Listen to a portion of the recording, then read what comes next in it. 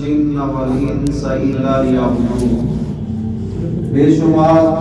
انگنت لاتعداد درود و سلام آقا دو جہاں نبی آخر الزمان رحمت للعالمین پیغمبر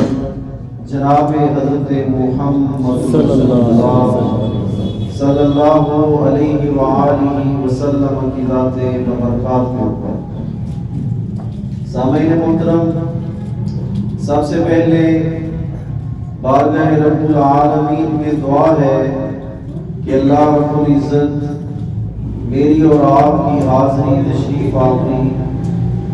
اپنی بارگاہ عالیہ میں نہ صرف اس کو قبول و منظور فرمائے بلکہ میری اور آپ تمام کی بخشش اور مغفرت کا سبب اور ذریعہ بنائے۔ آمین۔ سامعین محترم، آج کے خطبہ جمعہ المبارک میں آپ کے سامنے نبی آخر الزمان صلی اللہ علیہ وسلم کی سیرت کے ویسے تو بے شمار پہلو ہیں۔ اللہ رب العزت نے آپ کو شان، مقام، عزت، احترام جمیع انبیاء علیہ السلام سے بڑھ کے آپ کو عزت اور مقام اور مرتبہ عطا فرمایا ہے۔ لیکن آپ کی سیرت کا ایک پہلو یہ بھی ہے، دنیا میں سارے لوگ محبت رسول صلی اللہ علیہ وسلم کا دعویٰ تو کرتے ہیں، لیکن آج کی نشست میں ہم یہ جائزہ لیں گے قرآن و سنت کی روشنی میں کہ وہ کون سے خوش نصیب اور خوش قسمت لوگ ہیں کہ کل قیامت کے دن، وہ قیامت کا دن کہ یوم یفر المرء من اخیہ و امہ و ابیہ و صاحبتہ و بنیہ، کہ جس دن بیٹا اپنی ماں سے راہ فرار اختیار کرے گا اور وہ اتنا ہولناک دن ہوگا کہ دنیا میں جتنی بھی محبتیں، عقیدتیں، رفاقتیں اور نسبتیں ہیں وہ سب ختم ہو جائیں گے۔ وہاں صرف ایک محبت قائم رہے گی، ایک نسبت قائم رہے گی، وہ محبت مصطفیٰ صلی اللہ علیہ وسلم، وہ نسبتیں جناب محمد رسول اللہ صلی اللہ علیہ وآلہ وسلم ہے، جو اس دعوے کے اندر سچا ہے دنیا میں بھی، اللہ رب العزت وہ نسبت قیامت کے دن بھی اس کو وہ نصیب فرمائے گا۔ تو وہ کون خوش قسمت ہے کہ کل قیامت کے دن جب کوئی کسی کا مددگار نہیں ہوگا، لیکن ایک ایسا خوش قسمت طبقہ ہوگا کہ اناؤنسمنٹ ہوگی، باقاعدہ اعلان کیا جائے گا کہ یہ فلاں کیٹیگری کے جو خوش قسمت لوگ ہیں نبی رحمت صلی اللہ علیہ وسلم کی سفارش فرمائیں گے، آپ صلی اللہ علیہ وآلہ وسلم کی شفاعت اور سفارش فرمائیں گے۔ تو آج کی نشست میں ہم نے جائزہ لینا ہے کہ وہ کون کون سے ایسے اعمال ہیں، وہ کون کون سے ایسے افعال ہیں، نہ صرف میں اور آپ اگر ان کے اوپر عمل کریں، ان چیزوں کو اپنے اوپر لاگو کریں، امپلیمنٹ کریں، تو پھر یہ امید کی جا سکتی ہے کہ کل قیامت کے دن جب کوئی کسی کا نہ کوئی ہیلپ کرے گا، نہ کوئی مدد کرے گا، نہ کسی کو کوئی پہچان سکے گا، ایسے بے بسی کے عالم میں نبی آخر الزمان ساقی حوض کوثر شافع معصر جناب محمد رسول اللہ صلی اللہ علیہ وآلہ وسلم سفارش فرمائیں گے، وہ خوش قسمت لوگ۔ تو سب سے بنیادی جو چیز سمجھنے والی ہے، اللہ رب العزت نے قرآن مجید میں ایک اصول بیان فرمایا، قل للہ الشفاعۃ جمیعا، اللہ رب العزت نے ارشاد فرمایا میرے حبیب صلی اللہ علیہ وسلم اس بات کا اعلان فرما دیجیے کہ ہر طرح کی جو سفارش ہے یہ کرنے کا اختیار جو ہے للہ الشفاعۃ جمیعا، یہ سفارش کا اختیار اللہ رب العزت نے صرف اور صرف اپنے پاس رکھا ہے۔ اللہ رب العزت انبیاء علیہ السلام میں سے، صدیقین، شہداء، صالحین، اولیاء کرام میں سے جن کو اجازت دیں گے وہ اللہ کی اذن اللہ رب بارگاہ میں سفارش کر سکیں. یہ کنسیپٹ شریعت کے بالکل خلاف ہے کہ اللہ رب العزت کی اجازت کی بھی معاذ اللہ کوئی ضرورت نہیں، اور اپنی مرضی سے جو مختلف کیٹیگری کے باعزت با احترام ہستیاں ہیں، انبیاء علیہ السلام کے بعد صدیقین ہیں، شہداء ہیں، صالحین ہیں، محدثین ہیں، اولیاء کرام ہیں، جو حقیقی معنوں میں بزرگان دین ہیں، تو سفارش کا جو اختیار ہے وہ اللہ رب العزت نے اپنے پاس رکھا ہے، اور اللہ رب العزت جس کو جتنی اجازت عطا فرمائیں گے اتنی اس کو اجازت ہوگی اور اتنی سفارش ہوگی. اس کی ایک اور دلیل وہ آیت الکرسی، جس کو الحمدللہ ہر مسلمان نماز پنجگانہ کے بعد اور لیل و نہار میں ہم اکثر اس کا ورد اور وظیفہ کرتے ہیں. اس کے اندر اسم اعظم بھی موجود ہے، اور اللہ کے رسول صلی اللہ علیہ وآلہ وسلم کا فرمان ہے کہ اسم اعظم جس آیت کے اندر ہو، جن کلمات کے اندر ہو، وہ اگر پڑھ کے اللہ رب العزت سے دعا کی جائے تو اللہ رب العزت اس دعا کو یہ 100 اور 100 پلس یہ تو کچھ بھی نہیں، اللہ رب العزت یقینی اس دعا کو قبول فرماتے ہیں. اور یہ آیت الکرسی اس کے اندر بھی اسم اعظم موجود ہے. محدثین کے اس بات کے اوپر اتفاق ہے کہ آیت الکرسی کے اندر بھی اسم اعظم موجود ہے. اگر ہم اپنی دعاؤں کے اندر آیت الکرسی کو بھی شامل کریں گے دیگر مناجات میں، دیگر دعاؤں کے ساتھ، تو انشاءاللہ العزیز ہماری دعائیں وہ اللہ کی بارگاہ میں ضرور قبول ہوں. تو اللہ رب العزت نے سورۃ میں فرمایا من ذا الذی یشفع عنده الا باذنہ.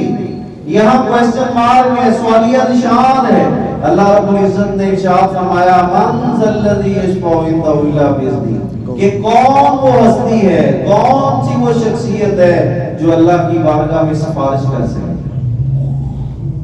تو میرے بھائیوں، اللہ رب العزت نے یہ اعزاز نبی آخر الزمان صلی اللہ علیہ وآلہ وسلم کو بدرجہ اتم، اللہ رب العزت نے یہ اعزاز نبی رحمت صلی اللہ علیہ وآلہ وسلم کو عطا فرمایا. تو آپ صلی اللہ علیہ وسلم کے آمد کے دن جو آپ کا اللہ نے آپ کو مقام اور مرتبہ دیا ہوگا، اس کا ایک پہلو یہ بھی ہوگا کہ آپ شاف محشر ہوں گے. نبی رحمت صلی اللہ علیہ وسلم کیا ہوں گے قیامت کے دن؟ شاف محشر. تو میرے بھائیوں، یہ اعزاز حضرت جابر بن عبداللہ رضی اللہ تعالیٰ عنہ بیان کرتے ہیں کہ نبی رحمت صلی اللہ علیہ وسلم نے ارشاد فرمایا، اور یہ جو حدیث ہے یہ صحیح البخاری کی حدیث ہے، کہ آپ نے فرمایا اوتیت خمسا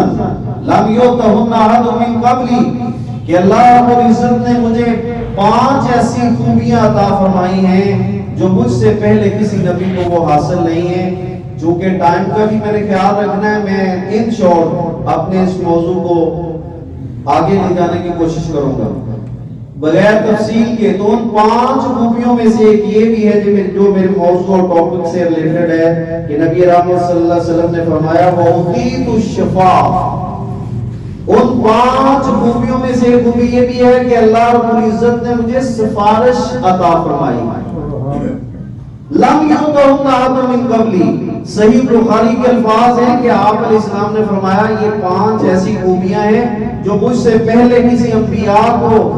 یہ خوبیاں عطا نہیں کی. اس میں انفرادیت ہے جناب محمد رسول اللہ صلی اللہ علیہ وسلم. ان میں سے ایک یہ بھی ہے اوتیت الشفاء، کہ اللہ نے مجھے سفارش کرنے کا اختیار دیا. اور ایک اور روایت میں ہے کہ نبی رحمت صلی اللہ علیہ وسلم نے ارشاد فرمایا خیرت، اللہ نے آسمان سے جبریل کو بھیجا، اور جبریل علیہ السلام نے آ کر کے رحمت للعالمین پیغمبر کے سامنے اللہ کی طرف سے یہ آفر رکھی کہ رب کائنات ارشاد فرماتے ہیں آپ اپنی نصف امت کو، آدھی امت کو جنت میں لے جانا چاہتے ہیں یا آپ سفارش کو اختیار کرنا چاہتے ہیں. آپ دیکھیں ہم اگلی لحاظ سے ہماری اگلی اتنی بڑی آفر کہ آدھی امت بغیر حساب کے وہ جنت میں چلی جائے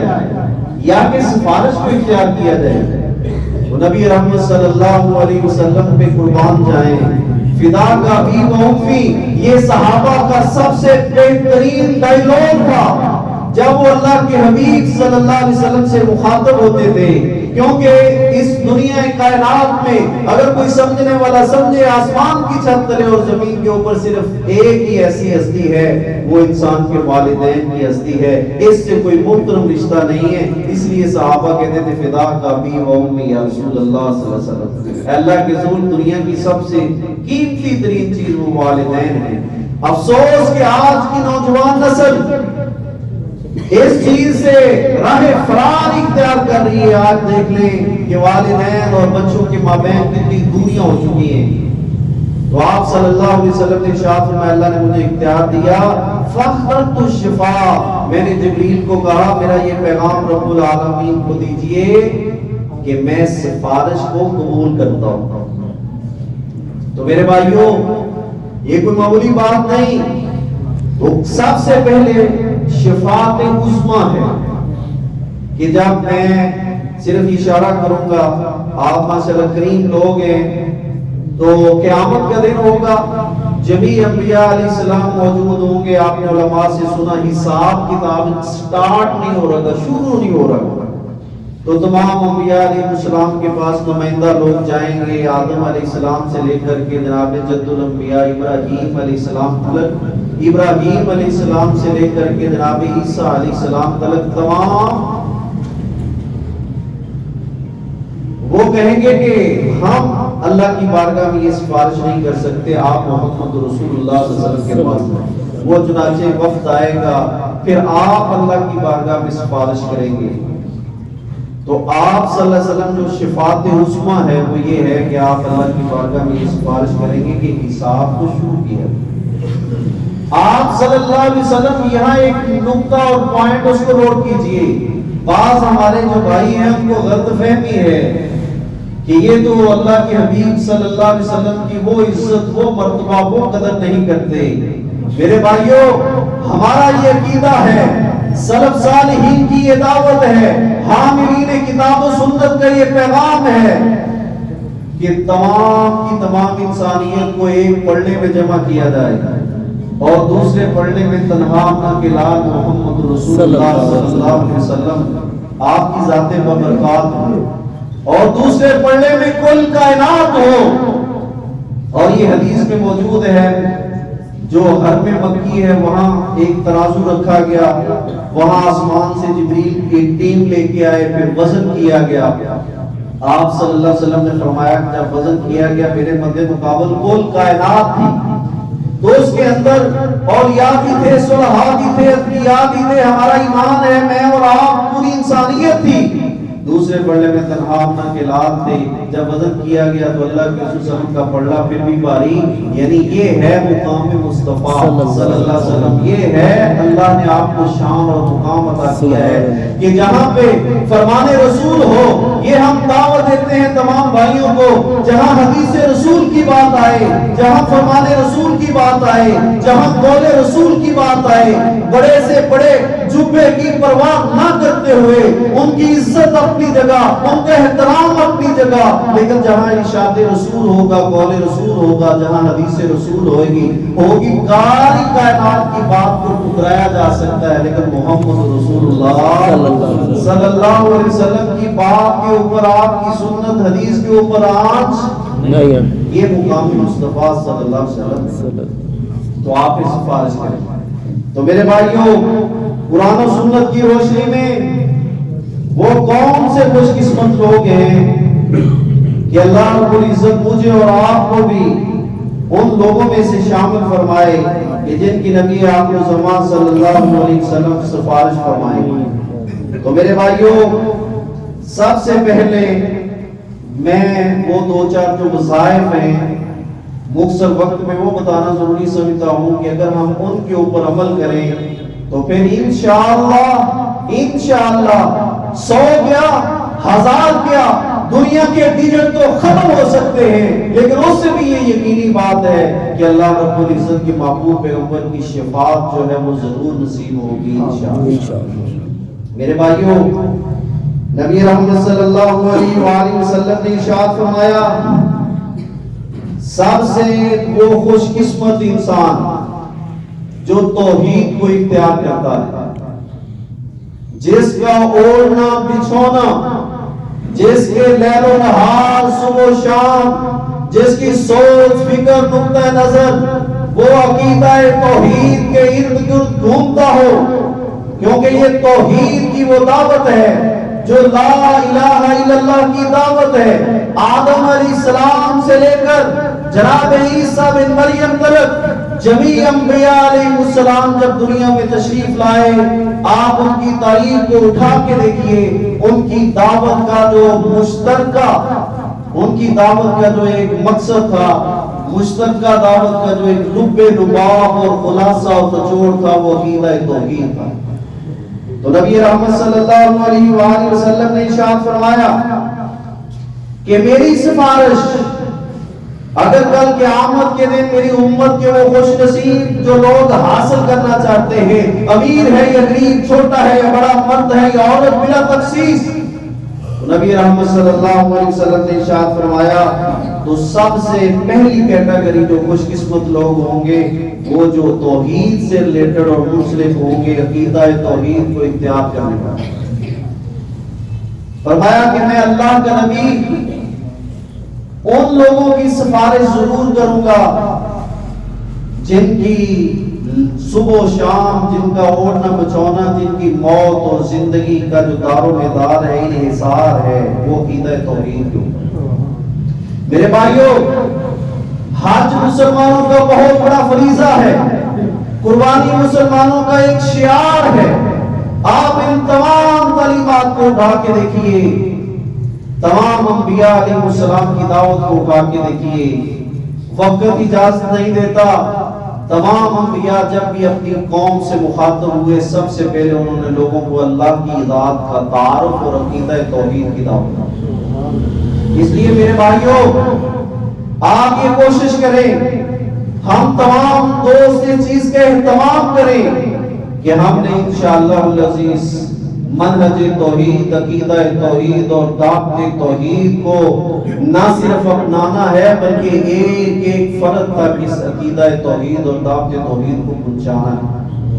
اور یہی تو آپ نے فرات کی چوٹی پہ کہا تھا، قولوا لا الہ الا اللہ تفلحون تملک العرب والعجم۔ یہی عقیدہ توحید کی دعوت تھی جس کو مکے کے جو وڈیرے تھے انہوں نے ماننے سے انکار کر دیا۔ تو میرے بھائیوں، اس کے بعد جو دوسری کیٹیگری ہے خوش قسمت لوگ ہیں جن کی نبی رحمت صلی اللہ علیہ وآلہ وسلم شفاعت فرمائیں گے، وہ بہت آسان نسخہ ہے۔ اس کے لیے آج کوئی بھی بندہ بزنس کرنا چاہے ان حالات میں تو بزنس ویسے ہی فیل ہو چکے ہیں، کاروباری احباب بھی بیٹھے ہیں، ملک کے جو حالات ہیں اور انٹرنیشنل جو حالات ہیں، ہم یہ دعا کر سکتے ہیں کہ اللہ رب العزت ہم سب پہ اپنا کرم اور فضل آمین۔ تمام امت مسلمان کے لیے، اہل پاکستان کے لیے، اہل قصور کے لیے اللہ رب العزت آسانیاں فرمائے آمین۔ اس کے لیے کسی انویسٹمنٹ کی ضرورت نہیں ہے جو دوسری کیٹیگری کے لوگ میں جو اٹھانے لگا۔ آپ صلی اللہ علیہ وسلم نے ارشاد فرمایا، حضرت جابر بن عبداللہ رضی اللہ تعالی اس روایت کے راوی ہیں، صحیح الجامع کی حدیث ہے، آپ صلی اللہ علیہ وسلم نے ارشاد فرمایا کہ جو بندہ مؤذن کی اذان کو سنتا ہے، انتہائی آسان وظیفہ، سفارش کا، اذان کو سنتا ہے، اس کے ساتھ ساتھ مؤذن اللہ اکبر کہتے ہیں، وہ بھی پیچھے پیچھے اذان کا مکمل جواب دیتا ہے۔ آج ہمارے گھروں میں کیا ہے، آج ہماری سچویشن کیا ہے